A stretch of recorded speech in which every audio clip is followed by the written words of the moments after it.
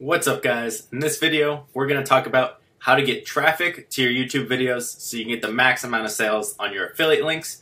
Now, we're going to go over a couple little tricks and different tactics that we've tried out and we've used and what we found to work best.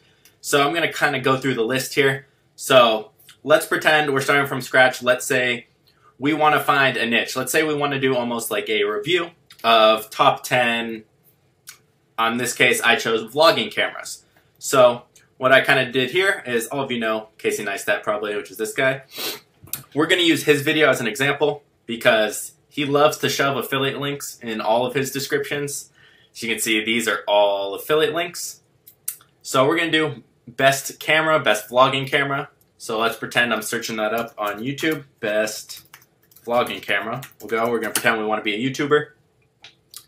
And we're going to kind of look what comes up. So Casey, even though he has the most views, is number 3. So obviously great with all his affiliate links he stuffs in there. So how does he get traffic here other than being a giant YouTuber? From him, it's going to be mainly because he's a giant YouTuber. For us, we got to figure out other ways. So one trick we actually found works really well is if you use live streams. If you live stream and YouTube will automatically upload that to your channel. You just make it public. And we have found that live streams hold a lot of weight, especially when they're going. If you can do a continuous live stream or a decent live stream time, that it holds more weight in ranking. So that's one of the tricks we kind of use is play with live streams, see if they work better for your niche. Upload time is also a good factor because engagement, how fast the engagement comes on your YouTube video, plays a key role in when you get put in the recommended section, which is right here. As you guys can see, these are all recommended videos. As you can see, they're all from really big YouTubers, all have tons of views. So if you have really good engagement quickly, you'll get put there, in turn get even more views, in turn get put in the recommended even more. So when I say engagement, I mean views, comments, likes. We'll get into that a little bit later. But let me show you what I was talking about on upload times. Click out of this. So, upload times. So, as you can see, I have verified these. Everyone says something pretty similar. So, these are kind of the best times to upload videos. Now, these are Eastern Standard Time, as you see. So, Monday, Tuesday, Wednesday, Thursday, all the way through Sunday. Shows you kind of the optimal time to get the most amount of views. So when the most users are active on YouTube. So you can take advantage of that little boost from people viewing it early on. So that's kind of that little trick, just the upload time. It's pretty self-explanatory. Now, let's talk about another trick, which is just kind of your title and description. So what are we putting for our title and description? I have found that shorter titles work a little bit better for clickbait, but keywords are also important to have in your title. So you want your main thing you're trying to rank for in your title, obviously. So for him, he has best vlogging camera, and then he puts Sony versus Canon. As you can see, he puts that in his description a ton. Obviously, his isn't optimized as an affiliate because he's a big YouTuber. But what you'd want to see here is maybe in this review, I talk about the best vlogging cameras for YouTubers, or anyone, Sony versus Canon, kind of get a bunch of keywords in there that are important to your video that people might be searching. Now, if you don't know where to get those, go over to keywordtool.io, select the YouTube, and I put vlogging camera. Now, this is in the US. You could do worldwide. You can choose country. So I'm going to throw all these keywords in my back end on the keyword section of YouTube, which is really easy. You saw. So I see kind of, all right, best vlogging camera in 2016. So maybe 2017 is something I want to throw in my title. He doesn't have it in here anywhere. But that'd be something maybe I want in my title, 2017, or under X amount of price here, under $100. If we want to get more specific, we can go for YouTubers. If we want to target a really small niche. And that kind of, okay, it doesn't pop up, but we can always go best video camera as well, just to see if we can get any other ideas. For YouTube, first one. Okay, so maybe I'd want to focus on YouTubers. And that kind of brings me to the point of keywords. Short tail versus long tail. So what does that mean? if I just type in best video camera, it's very short, not broad. It's going to be very competitive. If I type that in here, best vlogging camera, it's very, very competitive. Hundreds of thousands, if not millions of views on a lot of these. A lot of affiliates, obviously a very competitive niche to begin with.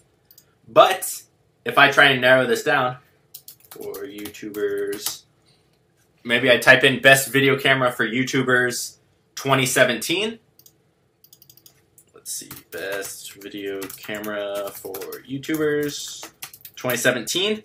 It's going to be less competitive because it's more specific. Yes, there's less people searching for it, but you're going to rank higher for this keyword than if you rank for other keywords as well, like best vlogging camera. Now, as you see, the top guys will show up here too a lot of times, but this would be an easier one to compete with. So this might be one I'd target, maybe best vlogging camera for YouTubers under $200 or something like that. But you kind of have to play around with long tail like this versus short tail keywords. So that's kind of up to you. It's different per niche. You have to play around and see what converts better, what you're ranking for better, but I'd include those as my title probably. Now let's talk about another little ranking trick. So here we're on one of my videos. You can see normal info and settings.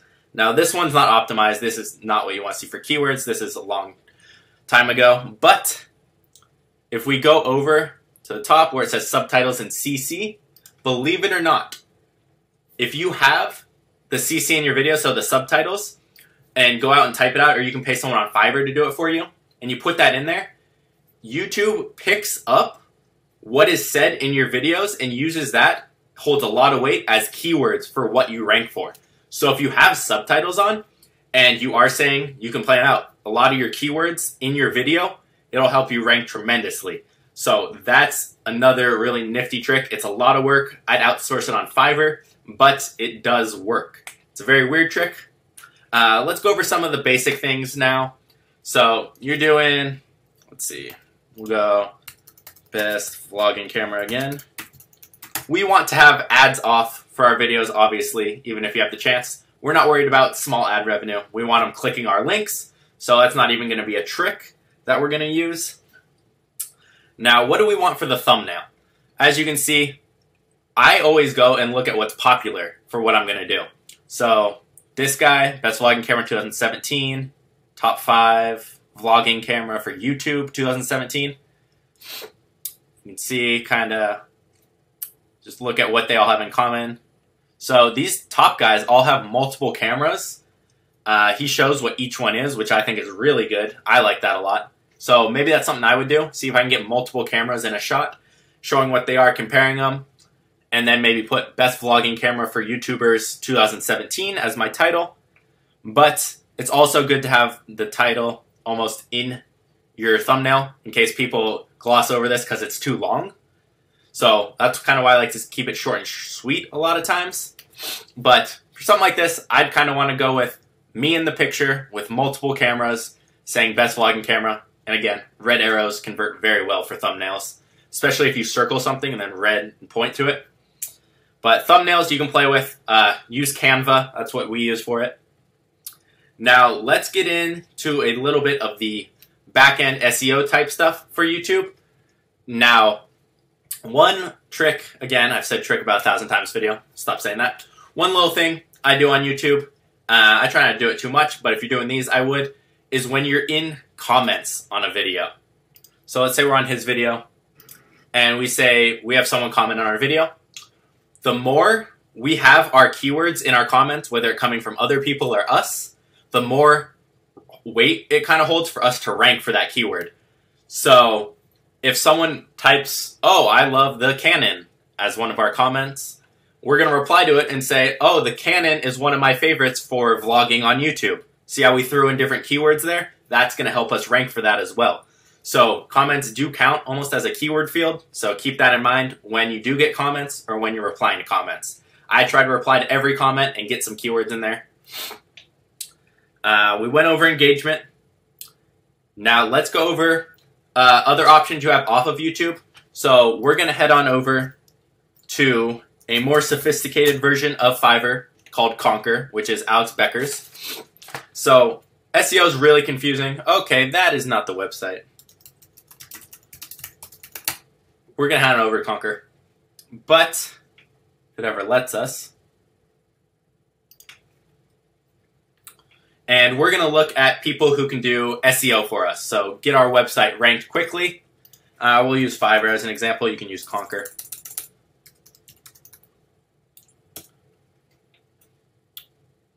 There we go. So this, a lot of people do SEO on here. So when you hear PBNs or backlinks, we're not really looking for PBNs. That's a different SEO thing. We're looking for backlinks. So what does that mean? They're posting links on websites that have a high authority, and that helps us rank in Google and also on YouTube. YouTube we're mainly concerned about. So let's type in backlinks. Now, how much weight this holds, it varies on, so TF means trust authority. Now we're getting SEO a little bit here, but trust authority. So the higher the trust authority of a website, the more weight it holds when there's a backlink on it. For example, if you're shared on Facebook, it's going to hold a lot more weight than if I share you on my blog, because there's tons of traffic on Facebook. So let's see, let's just say we're going to use this guy. Go here. He has 5 different ones. Let's see what his backlinking price would be. Now this will help us rank. Again, you have to play with it to see how much. But if you're relatively new, you're not getting a ton of views, this will help a lot. Rank any website video. Let's see. 5 strong PBNs, all right. High trust authority. You guys don't have to worry about all these fancy things. So what will we get? 5 backlinks, all right. Not a lot, but his are very strong backlinks, so this would be something I would want. Okay, so he's writing us a little 500-word article with our keywords in there. See, and a bunch of other crap we're not worried about. So for this guy might be more expensive because he's the top ranked one. It's not showing us the price right now, but you get the idea. I already have an account, but it's probably like 20 bucks for that. But you can find ones maybe 350 like this guy's, who is a lot cheaper.